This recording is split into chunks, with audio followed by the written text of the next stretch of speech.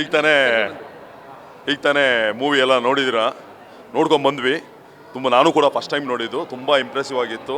So ಇವಾಗ ನಡೀತಿರೋ ಸಮಾಜದಲ್ಲಿ ಇವಾಗ ಏನು ನಡೀತಿದೆ ಪ್ರೆಸೆಂಟ್, ಸೊ ಅದೇ ಸಿಚುವೇಶನ್ನ ತೊಗೊಂಡಿಲ್ಲಿ ಮಾಡಿದ್ದಾರೆ.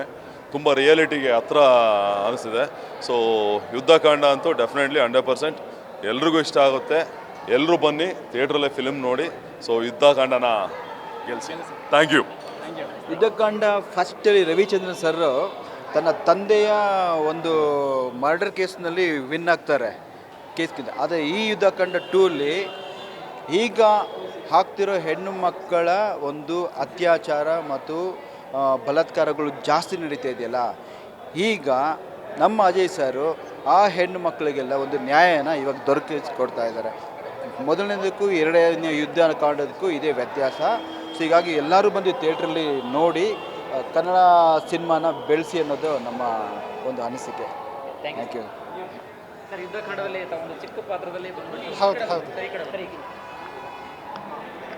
ಸರ್, ಯುದ್ಧಕಾಂಡದಲ್ಲಿ ತಾವು ಸೈಲೆಂಟ್ ಆಗಿ ಒಂದು ಚಿಕ್ಕ ಪಾತ್ರದಲ್ಲಿ ಕೊಟ್ಟು ಕೂಡ ತೂಕವಾಗಿರ್ತಕ್ಕಂಥ ಪಾತ್ರ ಮಾಡಿದೆ. ಹೌದು. ಸೊ ಒಂದು ಫಾರೆನ್ಸಿಕ್ ಸೈನ್ಸ್ ಡಿಪಾರ್ಟ್ಮೆಂಟಲ್ಲಿ ಸೊ ಆ ಪಾತ್ರ ಬಗ್ಗೆ ನಾನು ಈ ಸಿನಿಮಾ ಪ್ರಾರಂಭದ ಹಂತದಲ್ಲಿ ಆಡಿಷನ್ನಿಗೆ ಅಂತ ಕಾಲ್ ಮಾಡಿದಾಗ ನಾನು ನನ್ನ ಪ್ರೊಫೈಲ್ನ ಕಳಿಸ್ಕೊಟ್ಟಿದ್ದೆ. ಸೊ ಆ ಪ್ರೊಫೈಲಲ್ಲಿ ನೋಡಿಬಿಟ್ಟು ನನ್ನನ್ನು ಆಡಿಷನ್ಗೆ ಅಂತ ಕರೆದು ಪಾತ್ರವನ್ನೆಲ್ಲ ಎಕ್ಸ್ಪ್ಲೇನ್ ಮಾಡಿದ್ರು.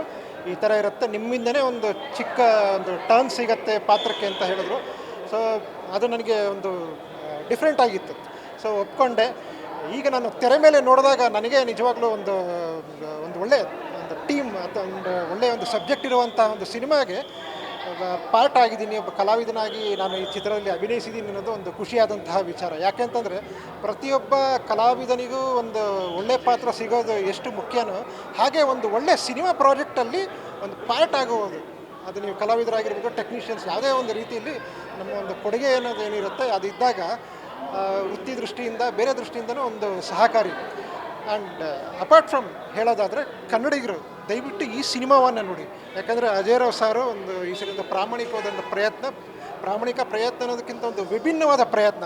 ಇದನ್ನು ನನ್ನ ಪರ್ಸ್ನಲಾಗಿ ಹೇಳೋದಾದರೆ ಇದು ಅಜಯ್ ರಾವ್ ಸಾರಿಗೆ ಒಂದು ಕಮ್ಬ್ಯಾಕ್ ಸಿನಿಮಾ. ಇದರಲ್ಲಿರುವಂತಹ ಪ್ರತಿಯೊಂದು ಪಾತ್ರಕ್ಕೂ ಇತಿಮಿತಿ ಅಂತ ಒಂದಿದೆ. ಅದರ ಲಿಮಿಟಲ್ಲಿ ಏನು ಅದರ ಇಂಪಾರ್ಟೆನ್ಸ್ ಇದೆ ಅದನ್ನು ಕೊಟ್ಟು ಅವಕಾಶ ನೀಡಿದಂತಹ ಪವನ್ ಸರ್ಗೂ ಹಾಗೂ ಅಜಯ್ ರಾವ್ ಸಾರಿಗೂ ಧನ್ಯವಾದ ಹೇಳೋದಕ್ಕೆ ಇಷ್ಟಪಡ್ತೀನಿ. ರಾಯಲ್ ಸಿನಿಮಾ ಹಾಗೂ ಯುದ್ಧಕಾಂಡ ಇವೆರಡೂ ಚಿತ್ರಗಳು ನನ್ನ ಒಂದು ವೃತ್ತಿ ಬದುಕಿನಲ್ಲಿ ಒಂದು ಮರೆಯಲಾಗದಂತಹ ಸಿನಿಮಾಗಳು.